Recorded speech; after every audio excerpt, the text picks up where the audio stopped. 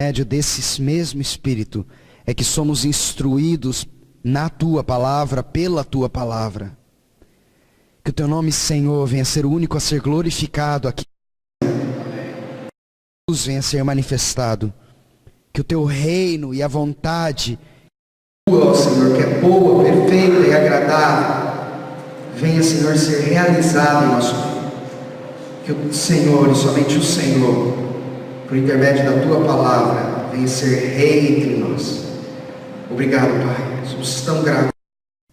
Pedimos a Tua orientação pelo Teu Espírito, em nome de Jesus. Amém. Irmãos, estamos aqui hoje, numa escola bíblica dominical. E nessa escola bíblica dominical, eu fui diante do Senhor, a fim de que tudo que está nas Escrituras é tão precioso e foi inspirado pelo Espírito Santo, a fim de que nós aprendamos coisas que o Senhor tem para as nossas vidas. Quando Deus criou o homem, o Senhor nos criou e nos dividiu em 3 partes.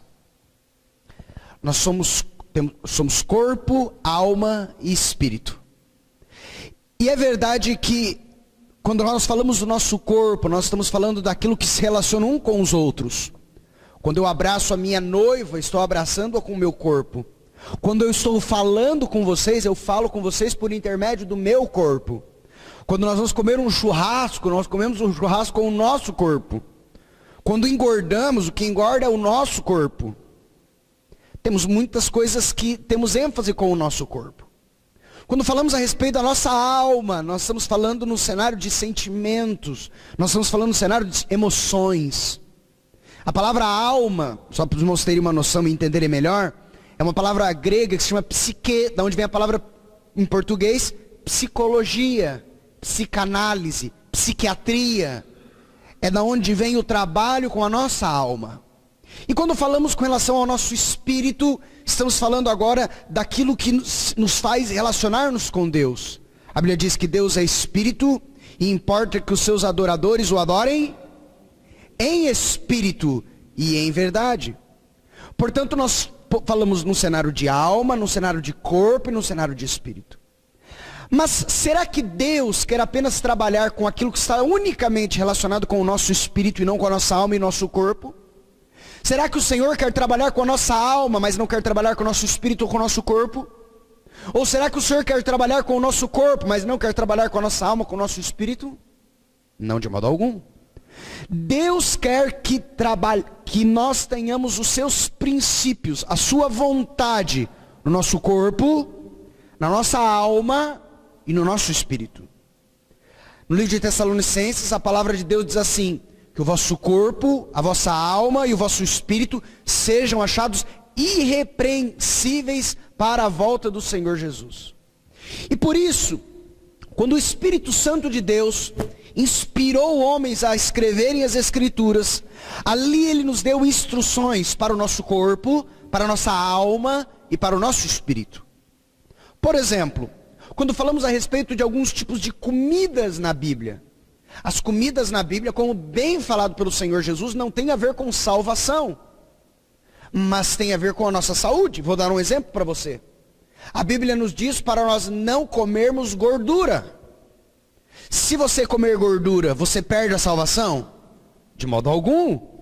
Mas, e nós já sabemos isso, se comer gordura, entope veia. E entupir veia vai fazer mal ao quê? Ao nosso espírito? Não, faz mal ao quê? Ao nosso corpo. Portanto, você pode olhar esse princípio de alimentação nas Escrituras e observá-lo, e você vai ser bem-aventurado. Mas você pode não observá-lo, e no seu corpo você não vai ser bem-aventurado, ainda que você seja salvo. A Bíblia, por exemplo, diz algumas carnes na Bíblia que ela recomenda que nós não comamos. Não quer dizer que se você comer essas carnes, você vai perder a salvação. Mas são carnes que não fazem bem. Hoje nós entendemos que ela não faz bem. Mas quando foram escritas nos dias de Moisés, eles apenas receberam a ordem. Não entendiam por que faz ou não faz. Por exemplo, a Bíblia diz para nós não comermos carne de urubu. Se você comer carne de urubu não vai fazer bem à sua saúde. Mas você quer comer carne de urubu, vai fazer mal? Isso quer dizer que você vai perder a salvação porque comeu uma carne de urubu? De modo algum. Mas você teria benefícios no seu corpo. Quando nós falamos a respeito disso, nós vemos que a Bíblia aponta segredos, princípios de prosperidade. E agora, nós vamos falar, se o Senhor assim nos permitir, no período da tarde, ali hoje vai ser na casa de quem? Na casa ali do Serginho, a respeito de bênção. Mas eu gostaria de falar hoje com os irmãos sobre os segredos da prosperidade à luz da Bíblia. Hoje temos ouvido muito a respeito de uma teologia, chamada teologia da prosperidade, mas que de prosperidade à luz da Bíblia não tem nada. Por isso eu gostaria que nós hoje, com os olhos nas Escrituras, olhássemos e víssemos o que tem a ver prosperidade à luz das Escrituras. Há uma história nas Escrituras que conta a respeito de uma viúva que chega para o profeta Eliseu. E ela diz: meu marido, seu servo, homem de Deus, morreu. E veio o credor, está querendo tomar os meus 2 filhos para levar como pagamento da dívida. Entendam, nós estamos falando de um homem de Deus, servo do Senhor, que morreu. Mas era um homem de Deus, servo do Senhor, com tremendas dificuldades na administração financeira. Prova disso que ele deixou uma bucha para a sua família depois que ele morreu. Ele deixou uma grande dívida para a sua família depois que ele morreu. Ele era um homem de Deus? Sim. Ele era um servo do Senhor? Sim. Mas ele era alguém que não aplicava os princípios bíblicos a respeito de prosperidade financeira. Isso não significa que ele perdeu salvação, mas isso significa que nessa vida ele perdeu tantos benefícios que o Espírito Santo orientou para que tivesse. As pessoas mais ricas do mundo hoje são provenientes de uma nação, a nação dos judeus. Por que os judeus são tão bem-aventurados? Nós pegamos, por exemplo, no Brasil, Silvio Santos, Luciano Huck, são decorrentes de famílias judaicas. Nós pegamos, por exemplo, no mundo, talvez você não saiba, mas as famílias mais ricas do mundo, família Rothschild, família Rockefeller, famílias muito ricas, muito ricas. Mas por que elas têm tanta prosperidade? E quando eu fui olhar a respeito dessas famílias, percebi que muitos deles observam princípios bíblicos, que não necessariamente vão levar à salvação, mas que vão levar à bênção prometida nesses princípios. A Bíblia apresenta princípios sobre vários cenários da vida. Por exemplo, nós podemos falar a respeito de casamento. A Bíblia apresenta princípios de bênção para dentro de um casamento. Por que nós temos pessoas que não servem ao Senhor com um casamento próspero e pessoas que servem ao Senhor com casamentos falidos? Porque os princípios de bênção no casamento não tem a ver com salvação, tem a ver com princípios. Vou dar um exemplo. Vós maridos, amai vossas mulheres. Vós maridos, não vos irriteis contra elas. Vós maridos, tratai vossas mulheres como vaso mais frágil. 3 princípios nas Escrituras. Se a pessoa for um ateu e observar esse princípio, vai ter um casamento bem-aventurado. E se a pessoa for uma cristã e não observar esses princípios, vai ter um casamento falido. Vós mulheres, sejam auxiliadoras dos seus maridos. Vós mulheres, sujeitai-vos a vossos maridos. Vós mulheres, sejais virtuosas e sábias, como diz as Escrituras. Se as mulheres observarem esses princípios, e for uma mulher que não crê no Senhor, for uma mulher muçulmana, vai ter um casamento bem-aventurado.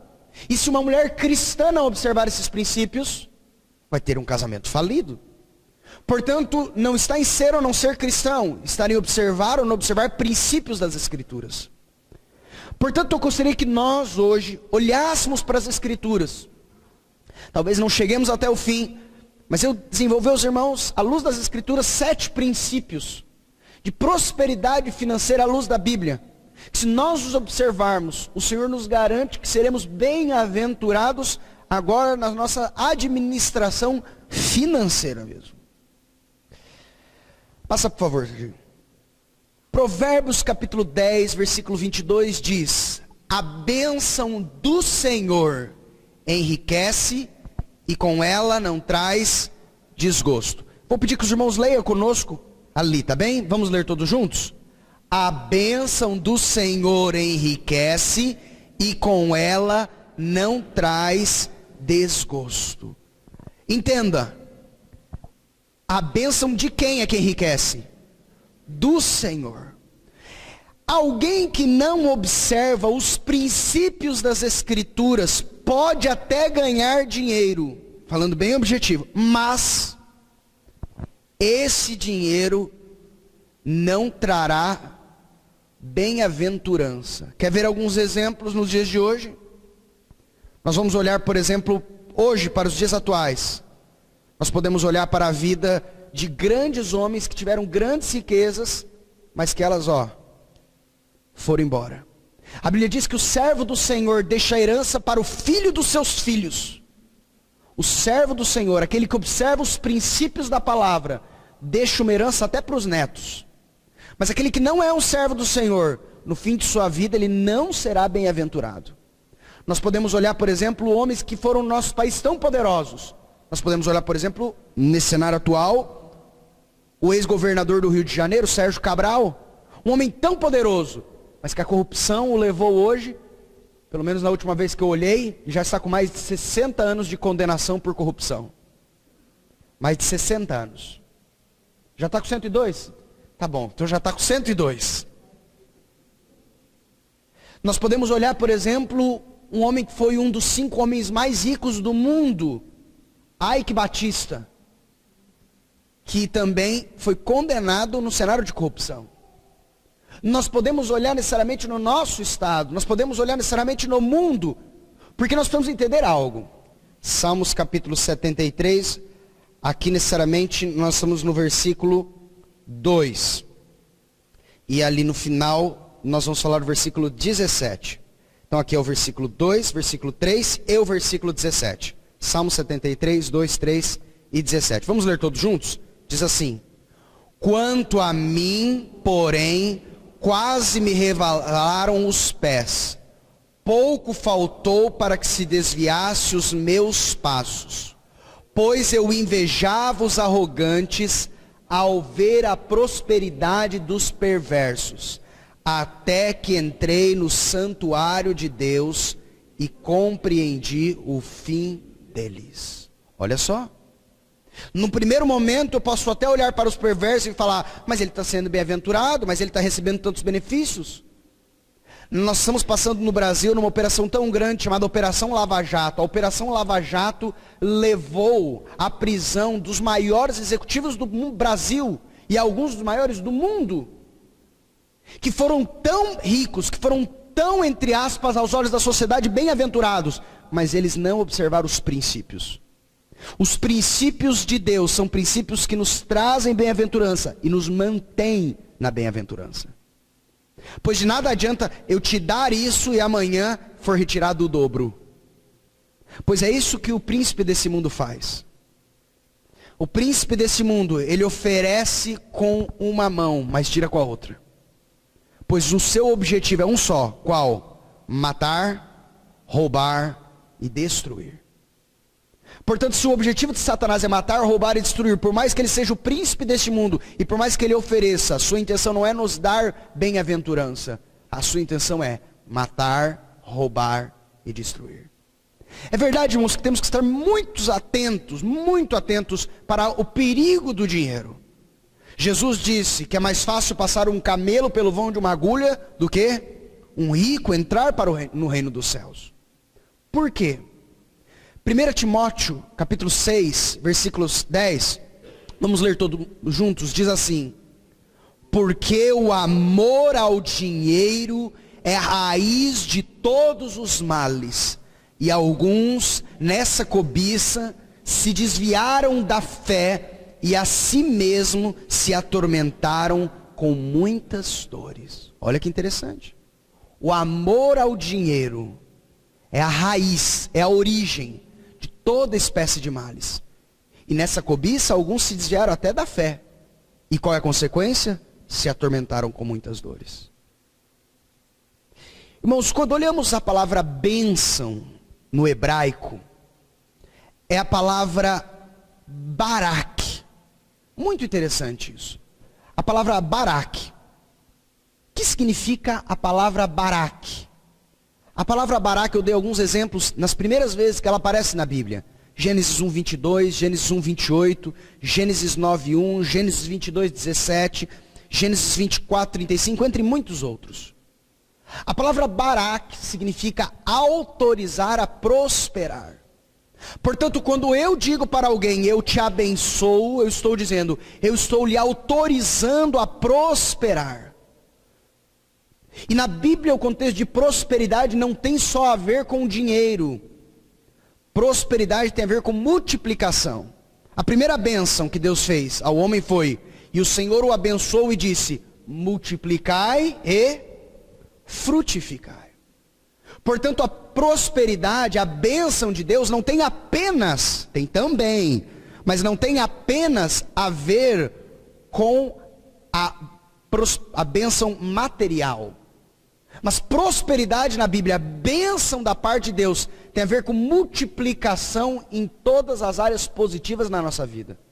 Nós vamos ver que quando Deus abençoa, a multiplicação de filhos. Quando Deus abençoa, a multiplicação de bens. Quando Deus abençoa, a multiplicação da fartura que o Senhor deu.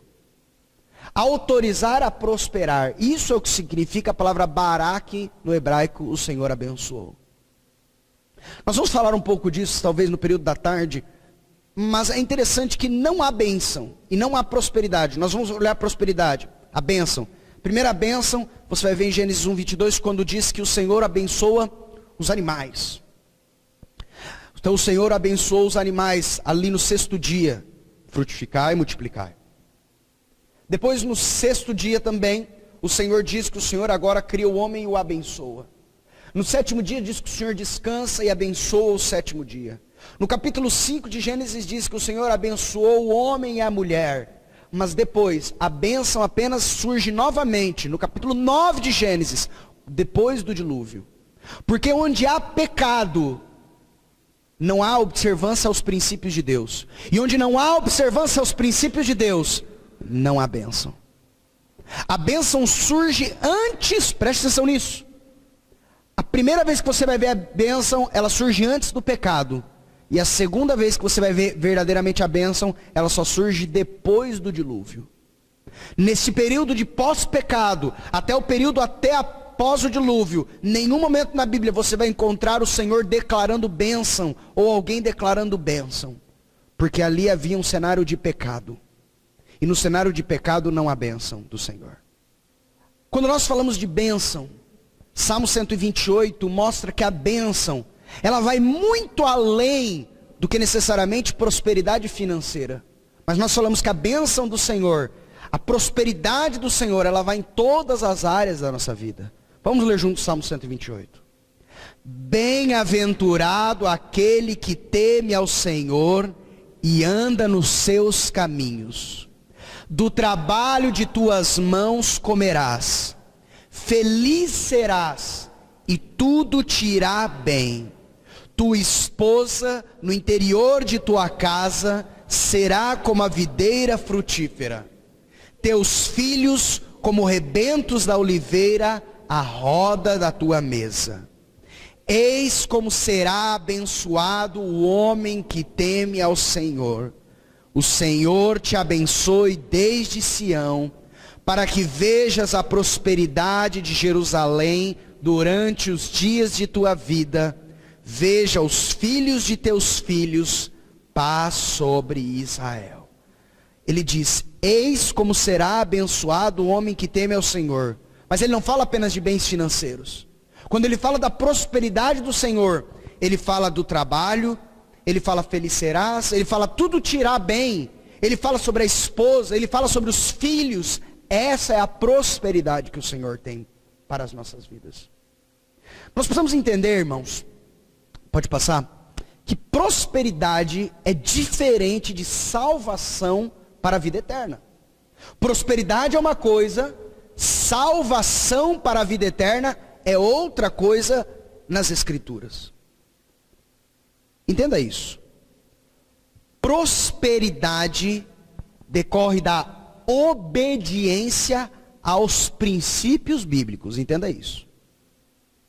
Não tem a ver com salvação para a vida eterna. Tem a ver com obediência a princípios bíblicos. Vamos ler junto Deuteronômio, capítulo 11, versículo 26. Eis que hoje eu ponho diante de vós a bênção e a maldição. A bênção quando cumprirdes os mandamentos do Senhor vosso Deus, que hoje vos ordeno. Prosperidade tem a ver com obediência aos mandamentos do Senhor. Mas nós somos salvos para a vida eterna por obediência à lei, sim ou não? Nós não somos salvos por obediência à lei. Aliás, se obedecermos à lei de Deus, apenas isso os fariseus obedeciam. A obediência à lei de Deus, o apóstolo Paulo, ele disse que ele era incorruptível na lei do Senhor. Mas ele não tinha salvação. Ele tinha a prosperidade que o Senhor promete, da bênção. Prosperidade decorre da obediência aos princípios bíblicos. Mas salvação para a vida eterna não decorre. Por exemplo, passe por favor. Salvação para a vida eterna decorre do que, irmãos? Crer em Jesus Cristo, Filho de Deus. Vamos ler juntos João 3,36. Por isso, quem crê no Filho tem a vida eterna. O que todavia se mantém rebelde contra o Filho, não verá a vida, mas sobre ele permanece a ira de Deus. Então entendam. Prosperidade, bênção, tem a ver com obediência. Vida eterna tem a ver com crer no Senhor Jesus. É verdade que quem crer no Senhor Jesus recebe o Espírito Santo que vai nos levar a uma vida de obediência. É verdade. Eu não estou dizendo que aquele que tem o Senhor não vai obedecer ao Senhor. Mas nós não somos salvos pela obediência à lei. Somos salvos pela fé em Cristo Jesus. E agora o Espírito em nós nos leva à obediência ao Senhor. Talvez, se o Senhor nos permitir, vamos falar hoje à noite a respeito da nova aliança, que é exatamente isso. A nova aliança é quando agora a sua lei é escrita no meu coração. Mas vamos lá. Vocês conseguem entender? Pode ser que alguém tenha prosperidade, mas não tenha vida eterna. E pode ser que alguém tenha vida eterna, mas não tenha prosperidade.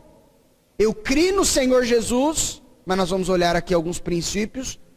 Mas eu tenho problema com dívida, eu tenho problema com isso, eu tenho problema com aquilo, eu tenho diversos problemas financeiros na minha vida. E quando o Senhor Jesus voltar, ou você for levado, você vai para a glória do Senhor. Mas nessa vida vai ficar passando por tantas dificuldades, porque não observa princípios bíblicos de obediência à luz da palavra. Por isso eu queria que nós começássemos a caminhar em alguns princípios. E o primeiro princípio que eu gostaria que nós tivéssemos em vista, que é um princípio basilar, para que nós possamos ter prosperidade à luz das Escrituras, e que muitas pessoas têm dificuldade atinente a isso, é dízimos e ofertas. Mas irmãos, nós aqui somos bereanos, nós olhamos à luz das Escrituras para ver se o que realmente estamos falando é o que é. Porque quando olhamos a respeito dessa teologia da prosperidade, nós vemos o que? Deu dízimo, deu dízimo, deu dízimo, deu dízimo, deu dízimo. Mas onde está escrito isso na Bíblia? Qual é o fundamento? Qual é a razão do dízimo? E muitos não dão o dízimo, por exemplo, porque sustentam que o dízimo é algo da lei, e como a lei foi revogada pelo Senhor Jesus, ou cumprida em Cristo, portanto não teria mais a responsabilidade de dar o dízimo. A primeira coisa que nós precisamos entender é a origem do dízimo. O dízimo, como os irmãos sabem, se originou quando? Quem foi o primeiro homem que deu o dízimo? Abraão. Abraão deu o dízimo a quem? Melquisedeque, rei de Salém. Melquisedeque, rei de Salém. Entenda uma coisa, quando surgiu a lei? A lei, se você olhar no livro de Levíticos, no número de Números e no livro de Deuteronômio, ali ela regulamenta a respeito do dízimo. Não vou fazer um estudo sobre o dízimo hoje, mas apenas uma observação, os irmãos. Existiam dois tipos de dízimo. Existia o dízimo anual, porque o dízimo normalmente era trabalhado em cima da colheita. E existia o dízimo de 3 em 3 anos. O dízimo sempre, todos os anos, era para ser dado à casa do Senhor, aos levitas, porque os levitas não detinham herança em Israel. E de 3 em 3 anos, além do dízimo ser dado aos levitas, o dízimo também deveria ser dado ao estrangeiro, à viúva e ao órfão. Mas não vamos falar sobre isso hoje. Mas quando falamos de dízimo, nós precisamos entender que o dízimo existe antes da lei. A lei foi dada com Moisés, o dízimo originou-se com Abraão. Os dízimos de Moisés eram dados aos levitas, aqueles descendentes da tribo de Levi, mas Abraão não deu dízimo para levitas. Aliás, os levitas se originaram de Abraão. No livro de Hebreus, a palavra vai dizer de que Levi, nós temos Abraão, Isaac, Jacó e Levi. A descendência, Abraão, Isaac, Jacó, Levi, da onde vieram os levitas. Levi teve 3 filhos, Gerson, Coate e Merari. E aí é da onde vem aí os levitas. Dos gersonitas é onde vem ali os sacerdotes. Mas a Bíblia vai dizer no livro de Hebreus que quando Abraão deu o dízimo a Melquisedeque, os levitas também estavam em Abraão dando dízimo. Porque os levitas vieram de Levi, Levi veio de Jacó, Jacó veio de Isaac, Isaac veio de Abraão, portanto todos os levitas, Jacó, Isaac e Abraão, estavam onde naquele momento? Em Abraão. Eu e você nascemos com natureza de pecado, por quê? Porque todos estávamos aonde? Quando Adão pecou? Em Adão. Se eu tenho algum defeito genético, esse defeito genético só é culpa do meu pai se eu nasci com ele. Porque se surgiu depois, já não é decorrente do meu pai. Eu estou aqui com a calva aqui, eu acho que eu vou ficar calvo aqui. Isso aqui eu acho que é do meu pai. Entenda, irmãos. Estavam em Abraão. E em Abraão deram o dízimo a Melquisedeque. E o livro de Hebreus vai dizer, vede quão grande era Melquisedeque, que recebeu os dízimos de Abraão. Vamos falar um pouco disso. O maior abençoa o menor. Portanto, quem recebeu os dízimos foi Melquisedeque. Portanto, quem era Melquisedeque? O livro de Hebreus vai dizer que Melquisedeque não tinha origem, não tinha fim, não tinha pai, não tinha mãe, não tinha descendência, não tinha começo nem fim de dias. Portanto, visualize, irmãos, Melquisedeque como uma chamada cristofania. O que é uma cristofania? Cristofania é uma manifestação de Cristo no Antigo Testamento. Jesus, a Bíblia vai dizer, é sumo sacerdote segundo a ordem desse Melquisedeque. Portanto, o dízimo ele provém antes da lei. Por que Abraão deu o dízimo? Abraão só deu o dízimo depois que Abraão foi abençoado. Portanto, o dízimo tem uma figura de agradecimento. Entenda isso. O dízimo não tem uma figura de peso, o dízimo tem uma figura de agradecimento. O dízimo não é dado com antecipação, o dízimo é dado depois que eu recebo. O dízimo não é dado prévio, eu vou dar já o dízimo aqui, porque eu sei que talvez eu vou receber um negócio depois, então eu já vou dar o dízimo. Não é assim que diz as Escrituras. Olha o que diz, vamos ler junto, Provérbios, capítulo 3, versículo 9. Vamos ler todos juntos. Honra ao Senhor com os teus bens e com as primícias de toda a tua renda, e se encherão fartamente os teus celeiros e transbordarão de vinho os teus lagares. Você crê nessa promessa? Olha o que diz as Escrituras. Honra ao Senhor com os teus bens.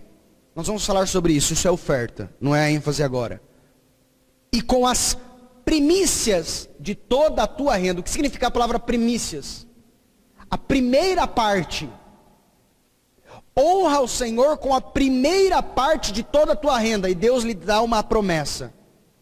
E se encherão fartamente os teus celeiros, transbordarão de vinho os teus lagares. Ah, eu não quero. Irmão, tranquilo. Você não vai se encher fartamente os teus celeiros e não vai transbordar de vinho os teus lagares. Há uma escolha. Lembra que nós falamos que a prosperidade é decorrência da obediência? Se você não quer ser abençoado, só não obedeça. Só que se você quer ser abençoado, o Espírito Santo está nos mostrando isso. Com as primícias da tua renda se encherão fartamente os teus celeiros e transbordarão de vinho os teus lagares. O dízimo apenas é um cenário de gratidão ao Senhor. Quando nós olhamos em 1 Crônicas, capítulo 29, versículo 12 e 14, nós estamos vendo aqui agora o momento em que Davi chama o povo, e o povo entrega os seus dízimos e ofertas na casa do Senhor, para que eles possam agora construí-la. Quem vai construí-la é Salomão. Mas olhe que preciosa essa palavra inspirada pelo Espírito Santo de Deus para Davi. Vamos ler todos juntos. Riquezas e glória vêm de ti, tu dominas sobre tudo, na tua mão há força e poder, contigo está o engrandecer e a tudo dar força. Agora, pois, ó nosso Deus, graças te damos e louvamos o teu glorioso nome, porque quem sou eu e quem é o meu povo, para que pudéssemos dar voluntariamente estas coisas? Porque tudo vem de ti, e das tuas mãos te damos. Olha só. Primeiro, Deus não precisa de nada que é meu. Ele diz, riqueza e glória, não sou eu que entrego a Ele. Riqueza e glória, o que Ele diz? Vem de ti. Não é que eu entrego ao Senhor as minhas riquezas e a minha glória. Eu não tenho nada a entregar a Ele. Riqueza e glória, Ele diz, vem de ti. Tu dominas sobre tudo. Não precisa de nada que é meu. Mas no final Ele diz, tudo vem de ti. Nós recebemos de ti. E das tuas mãos que o Senhor nos deu, nós apenas estamos lhe devolvendo como forma de gratidão da sinceridade do nosso coração. Olha que interessante o próximo, a continuação. 1 Crônicas, aí mesmo, capítulo 29, versículo 16 e 17. Vamos ler juntos. Senhor nosso Deus, toda essa abundância que preparamos para te edificar uma casa ao teu santo nome, vem da tua mão e é toda tua. Bem sei, meu Deus, que tu provas os corações e que da sinceridade te agradas. Olha só. O que tem a ver o dízimo? O Senhor provando o coração e vendo a sinceridade do nosso coração. O dízimo é uma prova, não uma necessidade da parte de Deus. Deus não precisa do seu dízimo. Dízimo é 10%, vem da palavra dízima. E a dízima não tem a ver com a necessidade do Senhor. Ele me deu 100, eu vou lhe devolver 10, apenas porque Ele está provando o meu coração. Provando o quê? Provando para saber onde está o meu coração. Lembra que nós lemos, porque o amor ao dinheiro é a raiz de toda espécie de males. E por ela, muitos desviaram da fé. Irmãos. Muitas vezes nós recebemos da parte do Senhor, nós gostamos disso, mas no momento que não devolvemos para Ele, com um argumento muitas vezes vai nos faltar, é porque não cremos que é Ele que nos deu. Cremos que foi o nosso própria mão e o nosso próprio trabalho que gerou isso em nós. Há uma palavra tão preciosa em Ageu, capítulo 1, versículo 6 e o versículo 9. Vamos ler juntos, olha o que diz aí. Tendes semeado muito e recolhido pouco. Comeis, mas não chega para fartar-vos. Bebeis, mas não dá para saciar-vos. Vestivos, mas ninguém se aquece. E o que recebe o salário, recebe-o para pô-lo num saco furado. Esperaste-o muito, e eis que veio a ser pouco. E esse pouco, quando trouxeste para casa, eu com um sopro o dissipei. Por quê? Diz o Senhor dos Exércitos. Por causa da minha casa, que permanece em ruínas, ao passo que cada um de vós corre por causa de sua própria casa. Será que você talvez não tenha passado por isso, ou conheça alguém que está passando? Recebe salário num saco furado? Rapaz, eu recebi dia 5, dia 7, eu não sei onde foi meu dinheiro. Foi embora. Eu recebi dia 5, dia 15 o dinheiro sumiu, e eu não sei onde foi. Eu tenho uma sócia. E ela tem um enteado. E a minha sócia é 50-50 dentro do nosso escritório. Escritório de advocacia. 50-50. Então tudo que eu ganho, ela ganha. E tudo que ela ganha, eu ganho. Nós ganhamos absolutamente igual.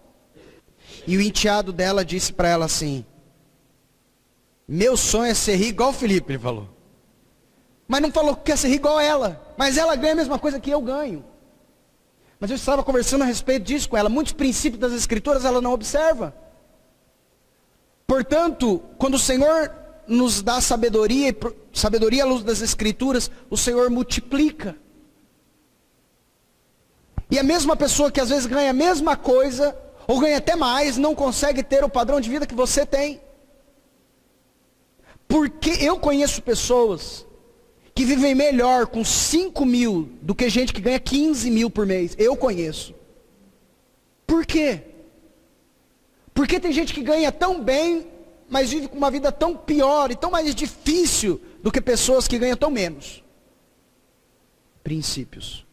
Saco furado. Recebe salário no saco furado. E o Senhor diz aqui: esperaste muito. Aí, esse mês vai dar muito. Esse mês vai dar bom. Mas esse que veio a ser pouco. Já é pouco. E esse pouco, quando você trouxe para casa, o Senhor fala: eu o dissipei. Quem dissipou, o Senhor disse? O Senhor. Às vezes fala maligno aqui, Satanás. O Senhor diz: eu o dissipei.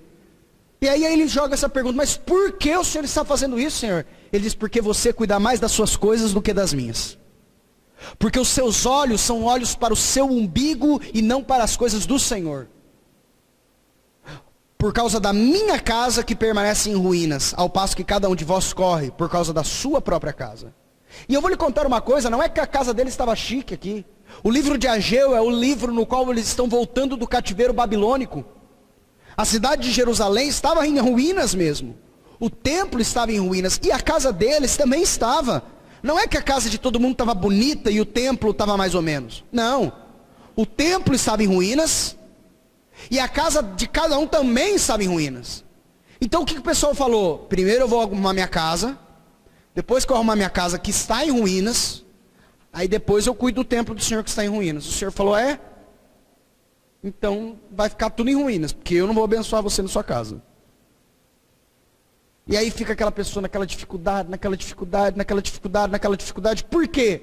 Por causa da minha casa que permanece em ruínas, ao passo que cada um de vós corre a sua própria casa. Muito conhecido dos irmãos, Malaquias capítulo 3, versículo 8 a 10, a parte A diz assim, vamos ler juntos? Roubará o homem a Deus? Para um pouquinho, irmãos, só um ponto. Por que roubar? Porque Deus disse que os 10% é dele. Tudo era dele. Mas ele quis te dar 90. Ele falou: só me devolve 10. Ele falou: os 10 eu não vou manter não. 10 é meu. Vou ficar aqui comigo. Ele disse: então você está me roubando, porque era 100% meu. Eu te dei 90. Só falei para você me devolver 10. E eu só falei para você me... Eu poderia falar: Senhor, por que você já não me deu só os 90 então, né? Para que me dar esse gostinho de me dar os 10 a mais aqui? É porque eu preciso provar seu coração, para ver onde está o seu coração. Então eu te dei 10, não é para você guardar, eu te dei 10 só para provar seu coração. Vamos ler juntos. Roubará o homem a Deus? Todavia vós me roubais e dizeis: em que te roubamos? Nos dízimos e nas ofertas. Com maldição sois amaldiçoados, porque a mim me roubais, vós, a nação toda. Trazei todos os dízimos à casa do tesouro, para que haja mantimento na minha casa. Interessante. E o Senhor, ele avança aí em Malaquias, e ele faz três promessas para aquele que dá. A única vez que Deus diz: pode me pôr à prova. Você lembra quando o Senhor... Nós lemos lá, na tentação do Senhor Jesus, que Satanás chega para o Senhor e diz: lança-te daqui abaixo, porque isso está escrito: aos seus anjos dará ordem a teu respeito, para que não tropecem em nenhuma pedra. Mas então Jesus diz: mas também está escrito: não tentarás ou não colocarás à prova o Senhor teu Deus. Essa é a regra. Nós não podemos colocar à prova o Senhor Deus. Mas há um caso nas Escrituras que o Senhor diz, podem me pôr à prova. Qual? Dízimos e ofertas. Vamos ver. Vamos ler juntos. Olha só, Malaquias 3, 10b até o 12.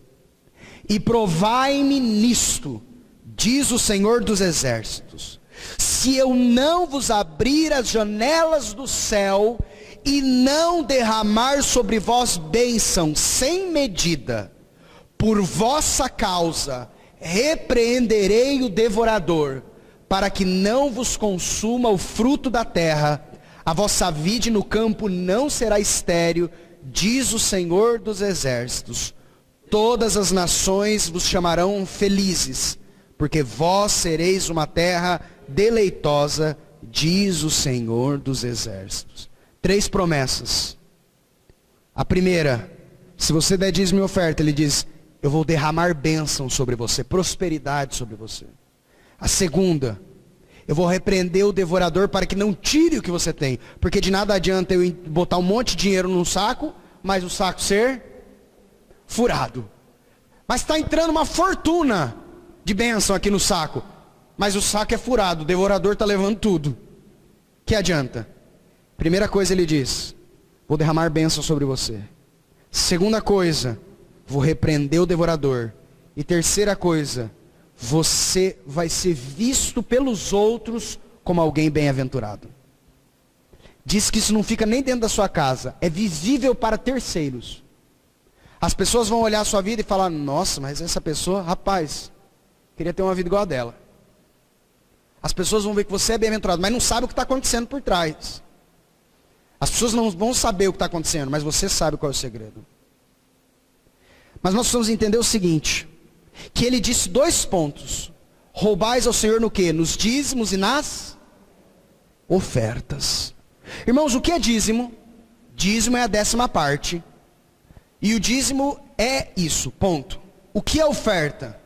Oferta é aquilo que voluntariamente no seu coração você escolheu dar. Há um segredo sobre a oferta, preste muita atenção nisso. Eu não anotei ele aqui, mas vou abrir aqui com os irmãos. Abra sua Bíblia comigo em Mateus, capítulo 6, versículo 2 em diante. Olha o que diz aqui. Mateus 6, 2 em diante. Eu vou ler aos irmãos. Quando, pois, deres esmola, não faças tocar trombeta diante de ti, como fazem os hipócritas nas sinagogas e nas ruas, para serem glorificados pelos homens. Em verdade vos digo, que já tem o seu galardão. Mas quando tu deres esmola, não saiba a tua mão esquerda o que faz a tua direita, para que a tua esmola seja dada em secreto, e teu pai que vem em secreto, ele mesmo te recompensará publicamente. Há alguns segredos aqui. A primeira coisa, o Senhor diz, quando você for dar uma oferta, faça ao máximo, para que ninguém saiba. Claro, às vezes não tem como, às vezes o seu dinheiro é junto com a sua esposa, você vai dizer, amor, somos uma só carne e vamos dar essa oferta. Ou às vezes você vai chegar com a oferta para alguém. Vou chegar aqui para o pastor Cláudio, vou dar uma oferta. Lógico que o pastor Cláudio vai saber. Mas não é para eu fazer assim. Pastor Cláudio, vem aqui que eu vou lhe dar uma oferta aqui. Ô pastor, aqui ó, oferta que o pastor está recebendo aqui para a honra e glória do Senhor. Não. Se você fizer assim, a Bíblia diz que, entenda uma coisa, preste muita atenção nisso. Toda oferta tem galardão. Só que, se ela for dada em público, o Senhor já disse qual é o seu galardão. A honra dos homens. Olha o que diz o versículo 2. Quando, pois, deres esmola, não faça tocar trombeta diante de ti, como fazem os hipócritas nas sinagogas e nas ruas. Para o quê? O que diz aí a sua Bíblia? Para serem glorificados pelos homens. Portanto, eu recebi glória de homens. Quando eu recebi glória de homens, o que o texto continua dizendo? Em verdade vos digo que já tem o seu galardão. Você não vai ficar sem galardão. Se eu der esmola e demonstrar para as pessoas, eu vou ter galardão. Qual o galardão? A honra das pessoas. A glória das pessoas. Você vai ter seu galardão e seu galardão é esse. Você quer o galardão da honra das pessoas? Faça em público. Você quer o galardão de Deus? faça em secreto. Você quer dar uma oferta em público, você vai ter o galardão dos homens. Se você der uma oferta em secreto, você tem o galardão de Deus. Só que é o seguinte, o galardão de Deus, vou lhe contar uma coisa, ele é público. Presta atenção nisso. O galardão de Deus é público. Olha o que diz as Escrituras. Olha o versículo 3 em diante. Mas, quando tu deres esmola, não saiba a tua mão esquerda o que faz a tua direita, para que a tua esmola seja dada em secreto. E teu pai que vê em secreto, ele mesmo, o teu pai, te recompensará, mas de que modo? Publicamente. O Senhor diz, dê oferta. O Senhor diz, dê esmola. Só que o Senhor diz o seguinte, faça em secreto. Se você fizer em público, você vai receber galardão. O galardão público. Se você fizer em secreto, você vai receber o galardão de Deus. E o galardão de Deus também é público. Honra ao Senhor com o teu bem, com os teus bens, e as primícias de toda a tua renda. Dízimos e ofertas. Olha o que diz, Provérbios 19, 17. Vamos ler juntos. Quem se compadece do pobre, ao Senhor empresta, e este lhe paga o seu benefício. Olha só isso. Você emprestar para Deus. Você emprestar para Deus. Se você quer emprestar para Deus, se você quer emprestar para Deus, dê. Não é faça um empréstimo. Dê ao pobre. Se você der ao necessitado, você está emprestando a Deus. Deus faz uma garantia. Eu vou te recompensar. Sabe por que os judeus muitas vezes são tão bem-aventurados? Judeus são muito fortes na filantropia. Não significa salvação para a vida eterna, já falamos isso. Oferta não faz ninguém ser salvo. Não vamos confundir que eu estou agora dando oferta, para no dia, um dia cheguei para um muçulmano e perguntei para ele, como vocês acreditam que haverá salvação? Ele disse, chegaremos no céu e haverá uma grande balança. De um lado tudo que eu fiz de ruim, de outro lado tudo que eu fiz de bom. O lado que pesar mais é para onde eu vou. Se o lado onde as coisas que eu fiz de bom pesar mais, vou para o céu. Se o lado que eu fiz de ruim pesar mais, vou para o inferno. Isso não é graça. Isso está longe da graça. Mas eu vou lhe contar. Isso é o que muitos cristãos acreditam também. Eu preciso de obras. Isso está muito relacionado aonde? Dentro do espiritismo, isso é muito forte.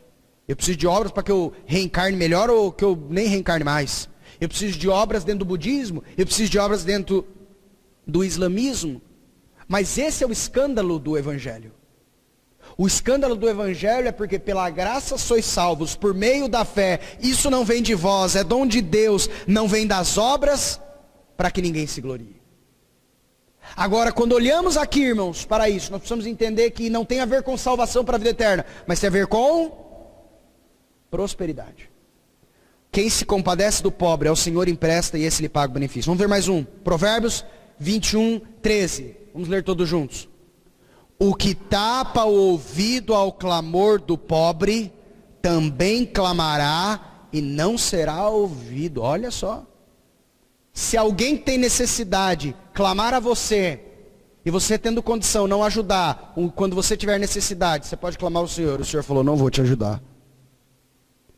Às vezes você está passando por dificuldades financeiras, porque tampa o ouvido quando os outros clamavam por dificuldades financeiras também. Aquele que tapa o ouvido ao clamor do pobre, também clamará, e não será ouvido. Vamos ler mais um. Provérbios capítulo 22, versículo 9. Vamos ler juntos? O generoso será abençoado, porque dá do seu pão ao pobre. Olha só. O Senhor novamente diz, você quer ser abençoado? Seja generoso. Mas não é para dar o pão dos outros, é para dar o seu. Ele diz, porque dá do seu pão ao pobre. Irmãos, eu sou muito válido que a igreja ajude as pessoas. E nós, como igreja, nós temos aqui os dízimos e ofertas que damos aqui, amém, e isso aqui tem que ser usado para a obra do reino, concordo plenamente. Mas irmãos, nós precisamos entender que aqui ele diz, o que dá do seu pão ao pobre. Muitas vezes fala, quem tem que ajudar é a igreja, quem tem que ajudar é o governo, quem tem que ajudar... Também, é verdade, o governo tem a responsabilidade. As autoridades têm a responsabilidade, mas nós estamos falando de princípios financeiros de bênção para a sua vida. Quem dá do seu pão ao pobre, o generoso será abençoado, porque dá do seu pão ao pobre. Vamos ver mais um? Provérbios capítulo 28, versículo 27. Vamos ler juntos? O que dá ao pobre não terá falta, mas o que dele esconde os olhos será acumulado de maldições. Irmãos, eu selecionei alguns, vocês viram quantos versículos tem na Bíblia sobre isso? O problema é que muitas vezes nós, irmãos, não olhamos o Velho Testamento. Eu conheço gente que não gosta de ler Velho Testamento, mas, irmãos, a Bíblia, inspirada pelo Espírito Santo, é de Gênesis a Apocalipse. Olha que princípios que o Senhor tem dado para a sua vida, porque o Senhor quer que você também tenha prosperidade em Cristo Jesus aqui. Vamos ler mais um. Salmos 41, versículo 1 ao versículo 3. Vamos ler mais um esse. Bem-aventurado o que acode ao necessitado. O Senhor o livra no dia do mal. O Senhor o protege, preserva-lhe a vida e o faz feliz na terra. Não entrega a discrição dos seus inimigos. O Senhor o assiste no leito da enfermidade. Na doença, tu lhe afofas a cama. Que isso, irmãos, olha só. Lembra que nós falamos que prosperidade não tem só a ver com dinheiro? Aqui ele fala prosperidade na saúde. Prosperidade na felicidade, porque tem gente que tem dinheiro, mas não é feliz. Agora ele diz, bem-aventurado o que acode ao necessitado. Ele diz que quem vai te livrar no dia do mal?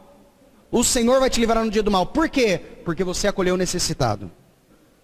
O Senhor o protegerá, preservará a vida e o fará feliz na terra. Você vai ser alguém feliz. O Senhor não vai te entregar na mão de quem quer o teu mal. O Senhor vai te assistir no leito da enfermidade. Você vai ter saúde porque deu oferta. Que é isso? Às vezes a gente acha que é saúde porque eu fiz isso ou aquilo, mas a Bíblia diz, o Senhor vai te dar saúde porque você deu oferta. Agora, pode ser que você morra de uma doença. Entenda uma coisa, isso tem a ver com salvação? Não, e vai para a glória do Senhor. Isso tem a ver com bênção, prosperidade. Dá para chegar no segundo princípio, vamos lá. Segundo princípio, irmãos. Primeiro princípio, dízimos e ofertas. Segundo princípio de prosperidade na Bíblia, sabe qual é? Não faça dívidas. Nós vimos lá, olha só, 2 Reis capítulo 4, versículos 6 e 7, nós contamos aquela história, a respeito de Eliseu e a viúva, do homem de Deus. Vamos ler juntos aqui. Cheias as vasilhas, disse ela a um dos filhos, chega-me aqui mais uma vasilha. Mas ele respondeu, não há mais vasilha nenhuma, e o azeite parou. Então foi ela e fez saber ao homem de Deus. Ele disse, vai, vende o azeite e paga a tua dívida, e tu e teus filhos vivei do resto. Presta atenção nisso, nessa ordem espiritual. Vai, vende o azeite. Levantou o dinheiro. Segunda parte, paga a tua dívida, e o que sobrar você vive do resto. Como é que é o caminho que nós muitas vezes fazemos? Levanta o dinheiro, eu vou viver, e se sobrar do jeito que eu quero viver, eu pago a dívida. É ou não é? É isso que muitas vezes fazemos. Eu levanto o dinheiro, eu vou ver tudo que eu quero fazer. E se sobrar alguma coisa depois de tudo que eu quero fazer, eu vou ver se dá para eu pagar o meu credor. Isso é um princípio, irmãos. E infelizmente, muitos cristãos têm estado como imagem terrível dentro do comércio, dizendo, é cristão? Ah, aqui eu não ofereço crédito não. Não paga? Irmãos, precisamos entender uma coisa. É verdade. As escrituras, dívida à luz das escrituras é diferente de compromisso financeiro. Dívida é diferente de compromisso financeiro. O que é um compromisso financeiro? Você comprou a sua casa e a financiou em 30 anos. Né? Sabe aquela muito regular? Você fez um financiamento de 30 anos. Eu vou lhe fazer uma pergunta. Se você está pagando em dia, o banco pode vir pegar a sua casa, sim ou não? Ele pode executar você, sim ou não? Não. Se você comprou um carro financiado e o banco ele pode pegar seu carro, sim ou não? Se está em dia, não. Pode entrar com uma ação de busca e apreensão? Não. Por quê? Porque você ainda não é um devedor. Isso é um compromisso financeiro. O que a Bíblia fala sobre compromissos financeiros? Jesus tem um princípio sobre compromissos financeiros. E tu, quando for construir uma casa, faz os cálculos antes de construir, para ver se você vai conseguir terminar. Esse é o princípio sobre compromisso financeiro. Faça cálculos. Faça uma análise se você vai conseguir fazer ou não. Mas o princípio sobre dívida é, se você inadimpliu, isso virou dívida. E a Bíblia diz que antes de você viver do resto, pague suas dívidas. Sabe o que a Bíblia fala a respeito de dívida? Olha Romanos capítulo 13, versículo 8. Vamos ler todos juntos? A ninguém fiqueis devendo coisa alguma, exceto o amor com que vos ameis uns aos outros. Pois quem ama o próximo tem cumprido a lei. Olha só. O que a Bíblia manda a gente dever, gente? Amor. Você, Pedrinho, está me devendo. O que? Amor. Você tem que me amar mais. E eu também estou devendo para o Pedrinho. Eu tenho que amá-lo mais. A Bíblia diz que a única coisa que o Senhor nos abençoa em dever uns aos outros é o quê? O amor. Nunca está suficiente. Já amei muito essa pessoa. Não. Você ainda está devendo. Ame mais. Está devendo. Mas a Bíblia diz, a ninguém devais coisa alguma. Você não vai ter prosperidade financeira na sua vida se você manter-se em dívidas. Só que tem gente que já esquece. Irmão, eu creio que todo mundo, não importa o tamanho de sua dívida, que colocar no seu coração firmemente diante do Senhor, eu quero pagar isso.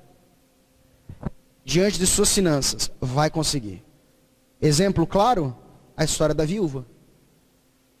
O que o Senhor fez? O Senhor multiplicou o azeite dela. Ela não tinha azeite para pagar a dívida. Mas quando ela colocou no seu coração, eu quero pagar essa dívida, porque eu não quero ser uma devedora, o que o Senhor fez? O Senhor a abençoou, multiplicou o seu azeite para que ela pagasse a dívida. Mas se ela pegasse os 2 filhos, e fugisse para o Egito, e fugisse para a Síria, sabe o que ia acontecer? Ela ia continuar com a dívida. Lá no Egito, lá na Síria, ela estava fugindo do credor, mas ela não. Ela foi uma mulher sábia. Sabe o que ela fez? Ela procurou o homem de Deus. Procurar o homem de Deus significa ir para a palavra. Procurar o homem de Deus significa buscar uma orientação do Senhor. Eu tenho uma dívida e eu não quero ficar com essa dívida. Senhor, e ela não tinha como pagar a dívida. É importante isso. Ela tinha dívida, ela não tinha como pagar a dívida, mas ela queria quitar a dívida. Então o que ela fez? Ela foi procurar uma orientação de quem? Do Senhor. Então ela procura um homem de Deus. Ela não foge com seus filhos. Ela procura uma orientação do homem de Deus. E quando ela coloca no seu coração isso e ela vai diante do Senhor, o que o Senhor faz? O Senhor multiplica o azeite da viúva para que ela pague. Se você tem dívidas, você, ao invés de fugir delas, fugir do credor, desligar o telefone celular, fugir, mudar de cidade, isso ou aquilo, comece a colocar diante do Senhor. Senhor, eu quero pagar isso. Como vou pagar? Como vou organizar? Que o Senhor me prospere isso. Porque tem gente que está devendo um monte de coisa. Sabe qual é a pior coisa? Eu conheço isso. Eu tenho clientes que são credores e tenho clientes que são devedores. Sabe qual é a pior coisa? Para o credor, a pessoa que tem o direito de receber, é que ele fala o seguinte, cara, esse cara aqui está me devendo dinheiro, olhei no Instagram, o cara trocou de carro. Puxa vida, hein? O cara está me devendo, é caloteiro, ainda diz que é cristão. O nome de Cristo é blasfemado entre os gentios, como diz ali no livro de Coríntios, por culpa de vós. Puxa vida, meu, o cara, olha lá, viajou de novo com a mulher. Olha lá, estou sabendo que o cara está me devendo. Por quê? Porque vendeu o azeite, recebeu o dinheiro, está vivendo do resto, e depois se sobrar paga a dívida. Irmãos, isso não é princípio. Qual é o princípio? O que Deus deseja para os seus servos? O que Deus deseja para aqueles que querem seguir princípios?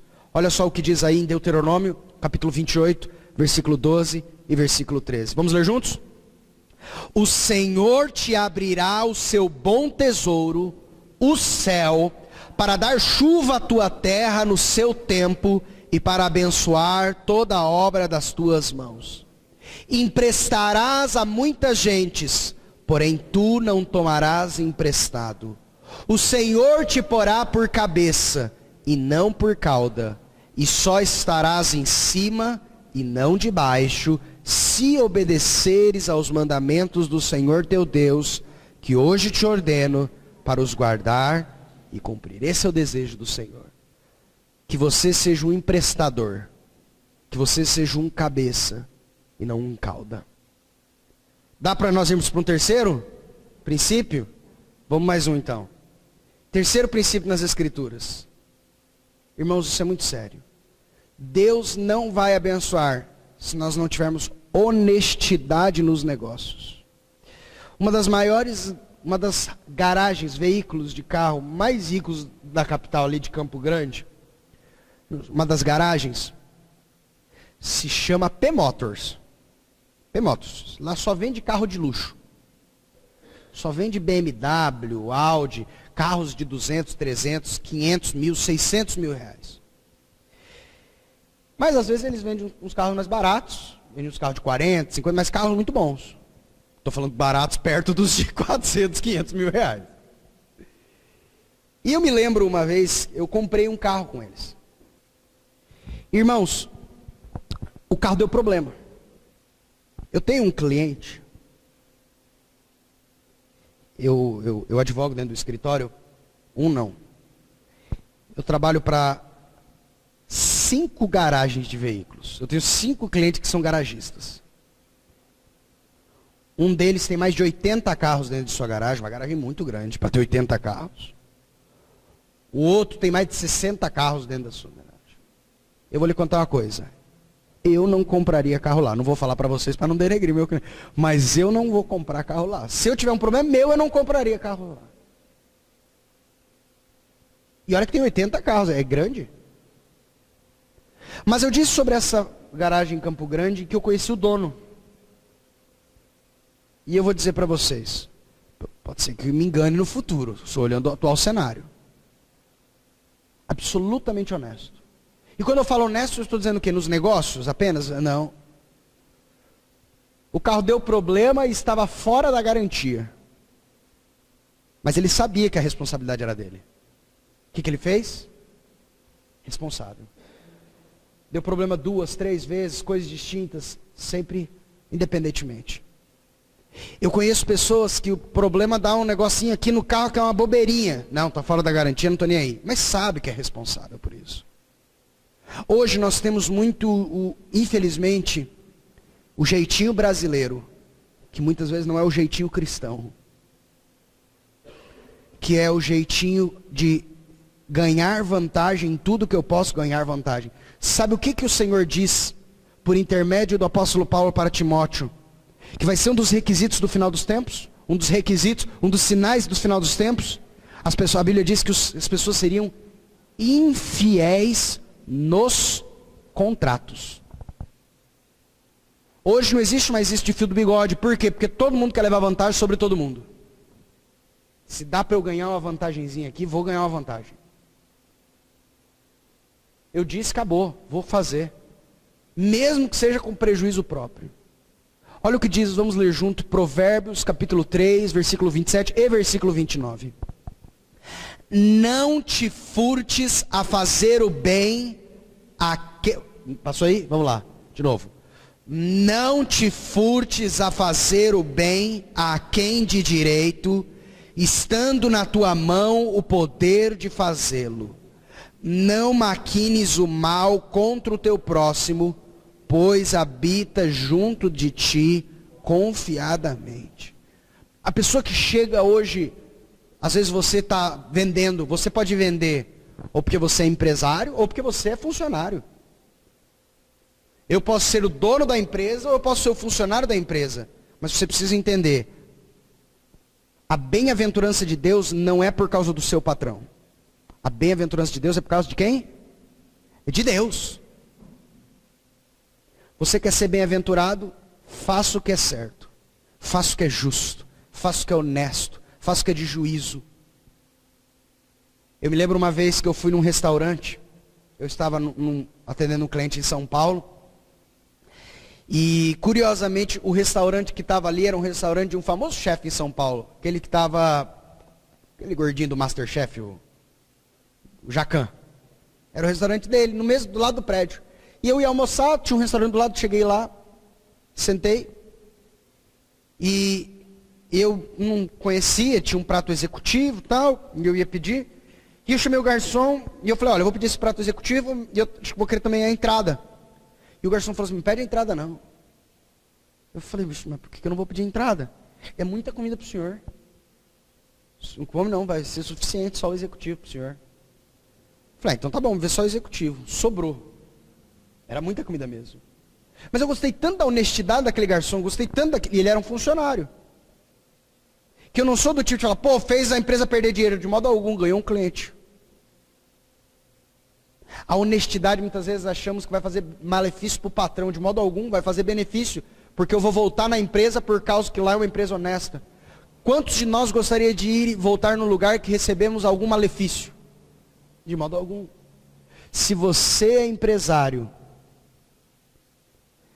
você pode até achar que você vai ser prejudicado. Mas a Bíblia tem um princípio. Se você for absolutamente honesto e verdadeiro nos seus negócios, o Senhor vai te abençoar. Se você trabalha numa empresa, você pode até achar que seu patrão vai te demitir, mas eu te garanto uma coisa, o Senhor vai te abençoar, porque você está seguindo princípios das Escrituras. Olha o que diz em Provérbios, capítulo 20, versículo 23, vamos ler juntos? 2 pesos são coisa abominável ao Senhor, e balança enganosa não é boa. Você sabe o que é balança enganosa? Uma coisa é um jeito, outra coisa é outro jeito, e a gente coloca um peso aqui, a gente coloca outro peso aqui.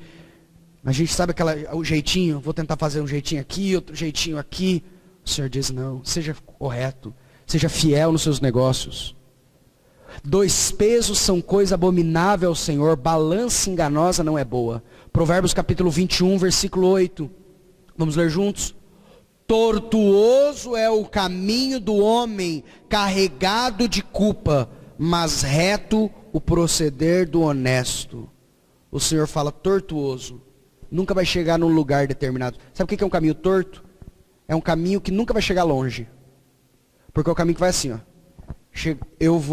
Eu entro aqui e eu quero chegar lá no fim. Só que eu vou por um caminho torto. Eu vou ali, agora eu vou aqui, agora eu vou aqui, agora eu vou aqui, agora eu vou aqui. Eu chamo o pastor Cláudio do meu lado e o pastor Cláudio vai reto. Quem chega primeiro? O pastor. Por quê? Porque eu estou querendo chegar lá por um caminho tortuoso. E o pastor está chegando por um caminho reto. A Bíblia diz que o caminho tortuoso é o caminho do homem carregado de culpa. O caminho do homem daquele que fala, nunca está tranquilo. O que anda em sinceridade anda tranquilo, mas o que perverte os seus caminhos será conhecido. Meu pai conta uma história muito interessante de quando ele estava de férias. E surgiu no serviço dele uma história de que ele estaria roubando. E ele ficou tão preocupado, porque, poxa, não dava nem para ele se defender, porque ele estava de férias. Ainda faltavam uns 15 dias para ele voltar. 15 dias dá para queimar minha caveira, dá para fazer minha caveira, queimar minha caveira, dá para fazer minha caveira lá. E ele muito preocupado, ansioso, tal, e ele disse que ele foi diante do Senhor. E quando ele foi para a palavra do Senhor, o Senhor deu essa palavra para ele que diz: o que anda em sinceridade anda seguro, o que perverte os seus caminhos será conhecido. O Senhor falou: se você está em sinceridade, César, ou você está pervertendo os seus caminhos? Senhor, eu estou em sinceridade. Ele diz: então você vai andar seguro. Sabe o que é gostoso? É quando você pode atender o telefone de todo mundo, porque você está em sinceridade. Eu ouvi uma entrevista de um político que foi preso, e ele disse que ele estava ansioso para ser preso. Por quê? Porque ele não conseguia mais dormir. Por que não conseguia dormir? Porque todo dia ele achava que 6 horas da manhã a Polícia Federal ia bater na casa dele. Ou não bateu hoje. Todo dia vai bater, não bateu hoje. Agora vai bater, agora não bateu hoje. Por quê? Porque ele não andava em sinceridade.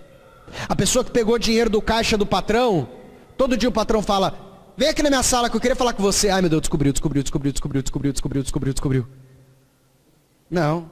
Agora se você está fazendo tudo certo, vem aqui na minha sala, você é promovido. Vai me dar um aumento, vai me elogiar alguma coisa. Porque eu estou andando em sinceridade. Irmãos, nós precisamos ser aqueles que temos cara limpa. O que anda em sinceridade anda seguro, o que perverte os seus caminhos será conhecido. Olha o que diz no Provérbios 11, versículo 3, versículo 6, vamos ler juntos.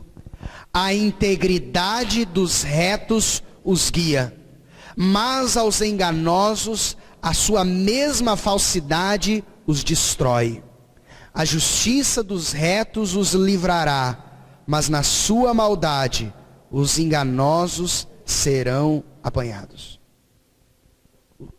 A sua falsidade destrói os enganosos. Você pode achar que você recebeu algum benefício, daqui a pouco isso vai voltar contra você. Isso a Bíblia está dizendo. A integridade dos retos os guia. Os enganosos, aqueles que ficam querendo buscar enganar uns aos outros, nas suas relações comerciais, é vendedor de carro, é advogado, muitas profissões aí que dizem que esse aí é enganador, é vendedor de seguro, aos enganosos, a sua falsidade entenderam isso? A falsidade dos enganosos não destrói a quem ele engana. A falsidade dos enganosos, a Bíblia diz que destrói a quem? A si mesmo. Olha que o Espírito Santo deixou para a gente. A justiça dos retos os livrará. A maldade, na sua maldade, os enganosos serão apanhados. Eu vou dizer uma coisa, eu não sei se vai ganhar a presidência ou não na candidatura o candidato Jair Bolsonaro. Não sei, o senhor que sabe. Mas eu vou falar. Sabe qual que é uma bandeira muito forte dele que ele fala em toda a campanha? O Joaquim Barbosa falou que todo mundo estava e eu não estava. Ele falou, depoimento lá do Alberto Youssef, ele disse que só tinha 3 deputados do Partido Progressista que não receberam. Ele falou que eu era um deles. Essa é a campanha dele. Todo mundo está na política, está sujo. Porque ele é um político há mais de 30 anos. Fala, qual que é a sua diferença para os outros? Você é político há 30 anos. Ele fala, estava todo mundo lá. Pega o voto lá do Joaquim Barbosa lá no mensalão. Ele falou que eu não estava. Pega lá o Alberto Youssef na Lava Jato. Todo mundo estava. Eu não estava, ele falou. Vocês viram? A justiça dos retos os livrará. Mas na sua maldade, os enganosos serão apanhados. A gente às vezes pensa aqui, irmãos. Vocês estão vendo como os princípios das Escrituras se aplicam para tudo? Esse eu já disse aos irmãos, Provérbios 10, 9, quem anda em integridade anda seguro, o que perverte seus caminhos será conhecido. Irmãos, foi nosso tempo por hoje. Temos 3 princípios, e tinha mais 4 para trazer aos irmãos. Mas, em outra oportunidade, nós avançamos nesses outros 4 muito preciosos e importantes princípios nas Escrituras. Que você aplique esses na sua vida e depois a gente conversa mais, se você tiver curiosidade, a respeito dos demais. Amém? Vamos orar, irmãos. A Ti a honra, a Ti a glória e a Ti todo o louvor. Como amamos a Tua palavra. Ela, como diz a Tua palavra mesmo, nos faz mais sábios que os idosos. Nos faz mais sábios que os sábios. A Tua palavra, Senhor, nos dá vida e vida em abundância. Obrigado pela orientação do Teu Espírito, que nos instrui em toda a verdade. Que o Teu nome venha a ser glorificado sobre o Teu povo, ó Pai. Que o Senhor venha a ser rei sobre tudo e todos. Que o Senhor venha a ser rei em todos os nossos caminhos. Nós Te louvamos, Pai, e agradecemos em nome de Jesus. Amém.